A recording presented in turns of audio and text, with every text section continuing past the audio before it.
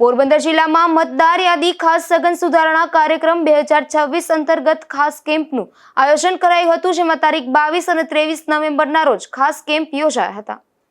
પોરબંદર જિલ્લામાં મતદાર યાદી ખાસ સઘન સુધારણા કામગીરી ચાલી રહી છે. ઘરે ઘરે ગણતરીનો તબક્કો 4 નવેમ્બરથી શરૂ થયો છે, તે આગામી 4 ડિસેમ્બર સુધી ચાલનાર છે. આ સમયગાળા દરમિયાન BLO દ્વારા દરેક મતદારના ઘરે જઈને છેલ્લી પ્રસિદ્ધ થયેલી મતદાર યાદીમાં જે પણ મતદારો નામો છે તેમણે મતદાર ગણતરીના ફોર્મની 2 નકલના પૂરા પાડવામાં આવે છે અને ફોર્મ ભરી પરત મેળવવામાં આવી રહ્યા છે.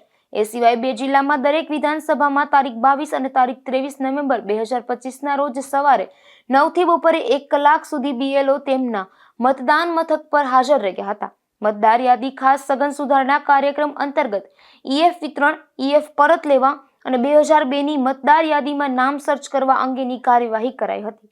નિપુલ પોપટ સાથે અશોક થાનકી, ગુજરાત ન્યૂઝ, પોરબંદર.